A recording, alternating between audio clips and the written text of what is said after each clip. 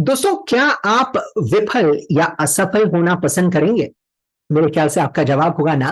लेकिन आपको जानकर शायद हैरानी होगी कि कई सारे लोग या फिर कई सारी कंपनियां, संस्थाएं जो हम देखते हैं आज, वो इसलिए सफल हैं क्योंकि वो विफल होने के लिए भी तैयार थीं। इसका मतलब क्या है? इसका मतलब यह है कि जिंदगी में सफलता प्राप्त करने के लिए कभी कभी जल्द असफलता को देखना, चखना उतना ही जरूरी होता है। तो इसी विषय पर मैं आज आपसे बात करना चाहूंगा कि विफलता जो है या फिर असफलता जो है, वो तेजी से आना क्यों जरूरी है हमारी जिंदगी में, ताकि हम आगे चलकर सफल हो सकें। तो चार ऐसे कारण हैं जिनके ऊपर मैं रोशनी डालने की कोशिश करूंगा। हो सकता है आप इनसे सहमत हो या आप इनके परे भी जाकर कोई और कारण तलाशने की कोशिश करें। तो आइए ये कारण जानने की कोशिश करते हैं। सबसे पहला जो कारण है, जिसको हम कहते हैं लर्निंग एंड अडेप्टेशन। अब इसका मतलब यह है कि जब आप किसी भी चीज पर काम करना शुरू करते हैं या अपने किसी व्यक्तिगत सपने पर काम करना शुरू करते हैं, तो कई बार ऐसा होता है कि कुछ दिनों बाद, कुछ हफ्तों बाद आपको असफलता हाथ लगती है या फिर आपने जो चाहा था वैसा काम नहीं हो पाता। अब इसके बाद आप अगर मिल के देखें तो आपको पता चलेगा कि कौन से वो कारण थे जिनकी वजह से आपकी एक तरकीब काम नहीं कर पाई या फिर आप विफल हुए। तो इसका मतलब यह है कि जो आपके साथ हुआ वो जल्द हुआ, तेजी से हुआ, और इस गति से हुआ कि आप आगे नहीं जा पाए वहां से। और जब आप मुड़कर देखेंगे तो आपको पता चलेगा कि कौन से वो कारण थे जिनके ऊपर काम करना बेहद ज्यादा जरूरी है। और उसके बाद आप अपनी दिशा को भी बदल सकते हैं। हो सकता है आपको ये पता चले कि आपके काम करने का तरीका सही नहीं था, या आपकी मूलभूत जो सोच थी शायद उसको अगर आप बदल देते तो इसको काम करने का तरीका जो था इसमें काफी सुधार लाया जा सकता था।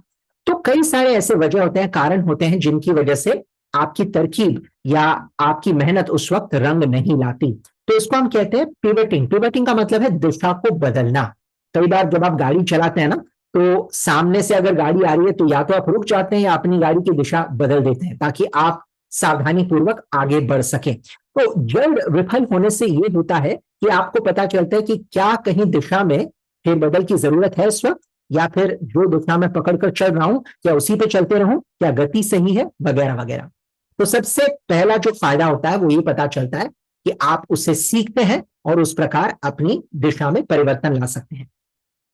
दूसरी महत्वपूर्ण वजह जिसकी वजह से मेरे ख्याल से तेजी से विफल होना यह बनता है, इसे हम कहते हैं कि साधन जो होते हैं हमारे पास उनका परिपूर्ण और सही इस्तेमाल, जिसे हम कहते हैं अंग्रेजी में रिसोर्स एफिशिएंसी।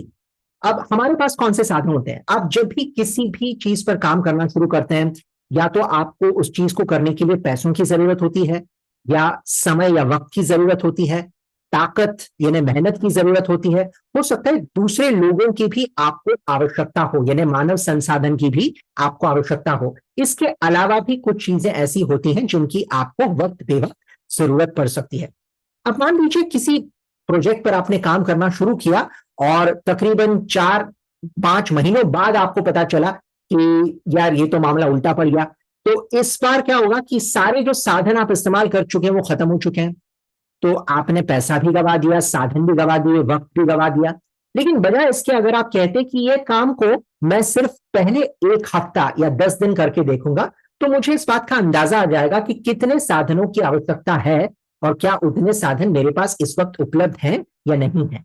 इसका मतलब एक छोटा सा प्रयोग करने से आपको यह पता चलेगा कि आपको इस प्रोजेक्ट को पूरा करने के लिए कितने साधनों की आवश्यकता होती है। तो जब आप तेजी से विफल होते हैं ना, तब आपको पता चलता है कि भाई अच्छा हुआ मैंने सिर्फ 5% ही साधनों का इस्तेमाल किया था। अब मेरे पास 95% अभी भी बचे हैं जिनका मैं सावधानी से और सूझबूझ के साथ इस्तेमाल करूंगा या करूंगी।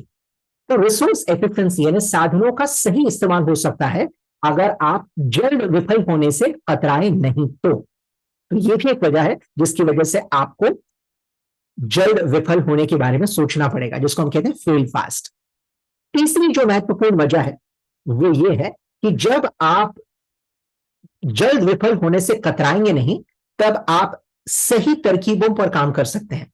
देखिए दोस्तों, आपके इर्द गिर्द बहुत सारे लोग होते हैं जो अलग तरीके से सोचते हैं, या फिर उनके विचार करने की जो पद्धति होती है वो काफी अलग होती है। उसी प्रकार आप अगर किसी संस्था को देखते हैं, किसी कंपनी को देखते हैं जिसके आप दीवाने हैं, जिसके आप प्रशंसक हैं, आपको लगता है कि ये कंपनी बहुत अच्छे प्रोडक्ट्स बनाती है, तो उसकी वजह ये भी है क्योंकि उनकी सोच जो है वो दूसरे कंपनियों के मुकाबले काफी अलग होती है। ऐसी कंपनियों को हम क्रिएटिव, इनोवेटिव, इस तरह के विश्लेषणों से संबोधित करते हैं।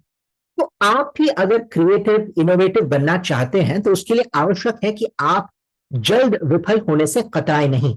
इसका मतलब है कि आपको परीक्षण करते रहना पड़ेगा, आपको ये देखते रहना पड़ेगा कि कौन सी चीजें काम करती हैं और कौन सी चीजें काम नहीं करती। अगर आप पहला कदम उठाने से ही कतराएंगे और ये कहकर चलेंगे कि नहीं भाई, मैं पहली बार में ही सफल होना चाहता हूं या चाहती हूं, तो ये शायद मुमकिन ना हो और इससे आपकी परेशानी दुगनी हो जाएगी। तो अपने आप से ये कहिएगा कि चलो मैं इसको एक हफ्ता देकर देखता हूं कि इसमें क्या क्या परेशानियां आती हैं, क्या तकलीफें आती हैं, और उसके मुताबिक मैं इसमें फेरबदल करूंगा, इसमें तब्दीलियां लाऊंगा। तो हो सकता है कि आपकी तरकीब को आप और निखार पाए और उसके तहत बेहतर काम भी कर पाए। तो जो भी आपकी तरकीब है, जो भी काम आप कर रहे हैं, उसमें निखार लाने के लिए बहुत जरूरी है कि आप कुछ हद तक जल्द से जल्द विफल होने के लिए तैयार हो, ताकि आगे चलकर आपको किसी परेशानी का सामना ना करना पड़े। चौथी और मेरे ख्याल से सबसे जरूरी जो वजह है जिसकी वजह से जल्द विफल होना बनता है, वो है रेजिलियंस को बढ़ावा देना। रेजिलियंस का मतलब होता है एक तरह का लचीलापन, या फिर हमारी वो काबिलियत जिसमें हम अगर कभी विफल भी हो गए या असफल हो गए, तब भी दोबारा लौट आ सकते हैं और शुरुआत से काम कर सकते हैं। और ये जो मानसिकता है, ये मानसिकता तभी आ सकती है जब आप जल्द से जल्द या तेजी से विफल होने की कोशिश करें, ताकि नजदीक का नुकसान सहने के बाद दूर के नुकसान को आप भांप लें और उस नुकसान को उखाड़कर फेंके जड़ से। तो इसके लिए एक अलग लचीलापन लगता है, एक ऐसी मानसिकता लगती है जिसको आपको बढ़ावा देना बहुत ज्यादा जरूरी है। और ये मानसिकता कहां से आएगी? इस मानसिकता को हम बाजार से नहीं खरीद सकते। यह मानसिकता तब आएगी जब हम तेजी से विफल होने की कोशिश करें। इसका मतलब जल्द से जल्द कोई चीज करने की कोशिश करें, पहले हफ्ते, 2 हफ्ते, महीने भर में, तो हमें पता चलेगा कि हाँ भाई, यहां पर मुझे सुधार करना है। और ये जानने के बाद जब आप दोबारा शून्य से शुरुआत करते हैं, तो दरअसल आप शून्य पर नहीं होते, क्योंकि आपके पास अनुभव का कुछ भंडारा है और इस भंडार को लेकर आप धीरे धीरे धीरे धीरे आगे बढ़ सकते हैं अपने सपने की ओर।